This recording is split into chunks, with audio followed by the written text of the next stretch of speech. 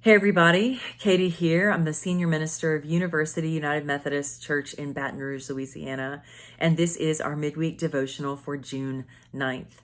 We have come to you over many months on every Wednesday with different voices and stories of inspiration, comfort, and challenge.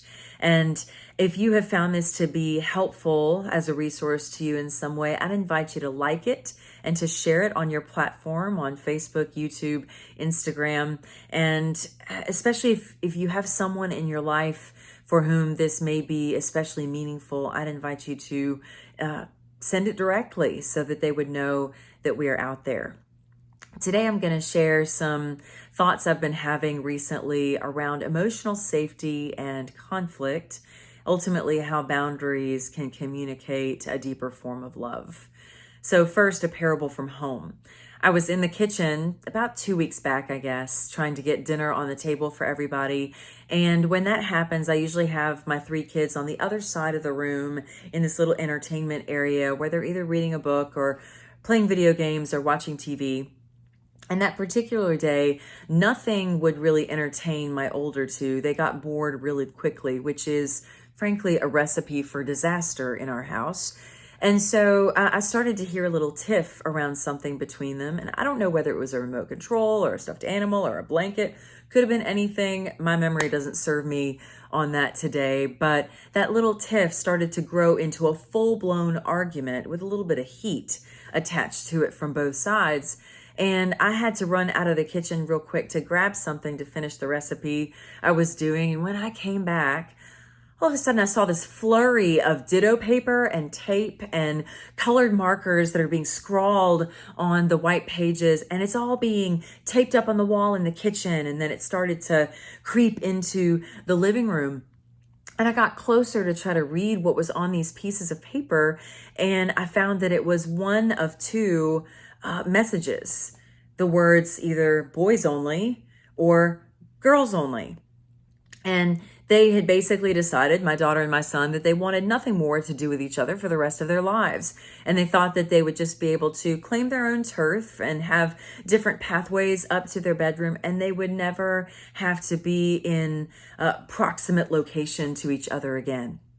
And all things in the world would be solved. Well, I let this continue to go on for a little while to see how it would play out, and then finally sat them down to kind of get to the root of the problem.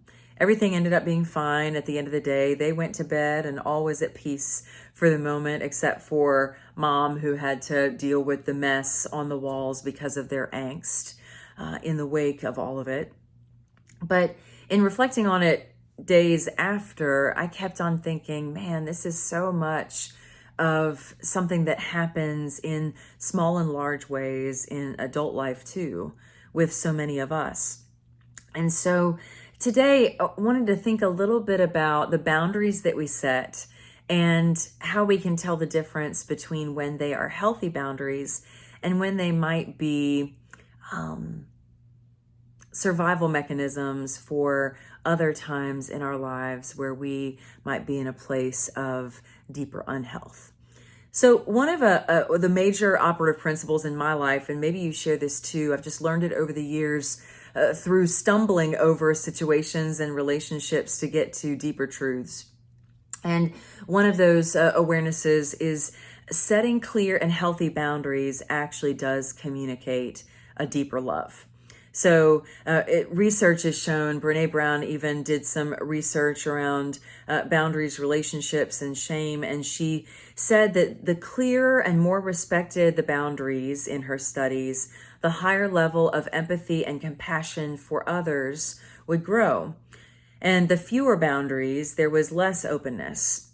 It was she said that it's harder to stay kind-hearted when people feel like they're being taken advantage of or threatened. And I would definitely say that would be true.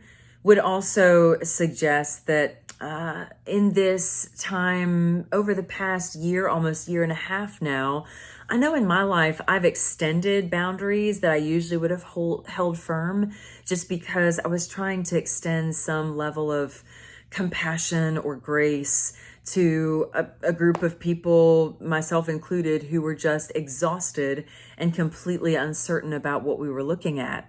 And so as we're kind of coming out of that extremely slowly with a real long on-ramp to whatever the new normal will be, I'm finding it's hard to know where my lines are anymore, to reestablish those in relationships, whether it be in work or in family or with friendships or whatnot. It's hard to find that anchor and to know where to place it once again.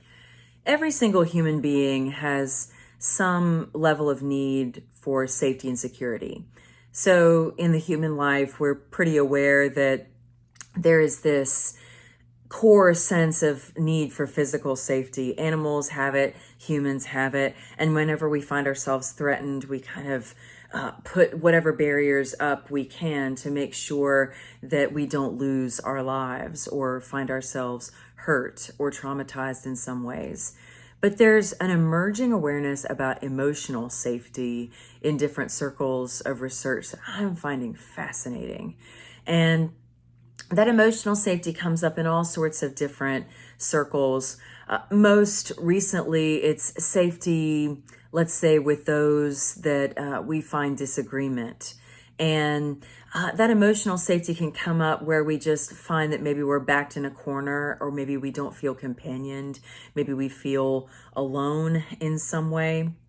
But I'm finding the emotional safety that often gets talked about most, especially in this cultural moment, is this idea of being dehumanized.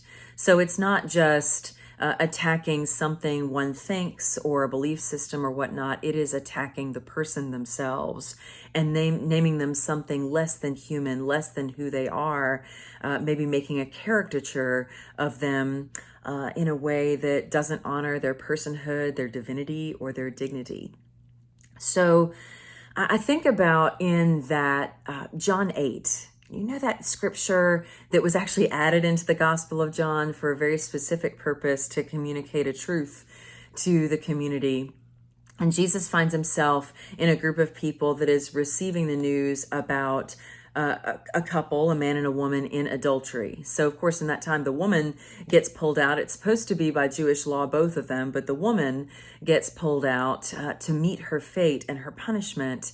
And everybody in the crowd is basically picking up stones and ready to meet that punishment by throwing those stones at her body and herself. She's being called an adulterer. She is being an adulteress. She is being called a person that doesn't deserve to live, essentially.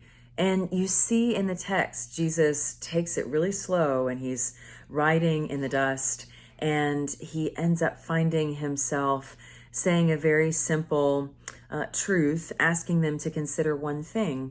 The sinless among you go first. Throw the first stone. And then he bent back down to the ground again, writing something in the ground, maybe even something to the effect of having people consider their own line between health and unhealth in relation to others. And, you know, my whole life I've read that text about saying things about what sins should be meted with really difficult punishments and which ones should be meted with grace. It tells us a lot about who Jesus is and what Jesus will forgive in life. But lately, I've been looking at that text, seeing Jesus invite them not just to consider sin, but to consider their own emotional safety, their own sense of empathy and compassion for another. In effect, seeing those people begin to consider how much of themselves is within this woman who got caught in the wrong place in the wrong time, perhaps even in a situation beyond her own choosing or agency. And so I think about that call that Jesus may be giving to us to continue to see the humanity in other people, even when there are a million reasons we might be able to create or point to that might lead us to do otherwise. The Art of Peace is a book by the Arbinger Institute that's been very instructive for me over the past few years, formational, very helpful. And it simply gives a reminder that when we're in a place of health, we're open to see people as they are and to actually radically accept them for who they are, even in the midst of their failures and frailty. And when we are maybe in a place of unhealth, we cross that line into a place of putting people or groups for whom we are afraid or angry or frustrated or maybe grieving. We put them in a box and put all of the characteristics and the assumptions and maybe the caricatures, maybe the dehumanizing names that we might be placing in our minds about that person in this box, where it creates a reality and a story that supports our own presuppositions, supports the story that we're telling ourselves. And often, if we look at it with objective eyes, these assumptions can be checked and found to be ultimately not true. And so it calls us to cross the line back over into considering how we can come to center, to a deeper place of emotional health, to assess our own security and safety and how it might be affecting our relationships with others and our concept of all that is around us. And so I just encourage us today, as each of us are standing in different situations in our home life with our families, people we have to kind of love and summon our better angels for, and then in other places in work and in neighborhoods and whatnot, where maybe summoning that energy might be a little bit more difficult at times. Where's your line? Do you know when you cross it? And what are the disciplines and maybe the people that you lean on to get you back into a place of health and seeing clearly and objectively as a human can what is real and really true? And maybe hearing my words today might be a call from God to reassess a relationship that you have.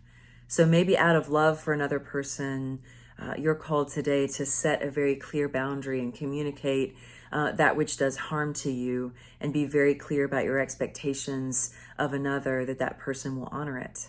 Or maybe you need to have a conversation asking forgiveness to another person for holding that grudge or that unforgiveness or angst toward a person when maybe they didn't earn all of that heat that you were throwing their way, whether they knew it was a thing in you or not. Do what you can today to reach toward health. Do what you can today to reach toward deeper love. Because as much as we are in a place of in the box to another, as much as we find ourselves in a place of emotional insecurity toward another, it does as much harm to them as it does ourselves. So may it be so that you and I have the courage to do what is necessary to take the next right step for our hearts to be whole and to be healed for the days to come. Have a great day, friends. Take care.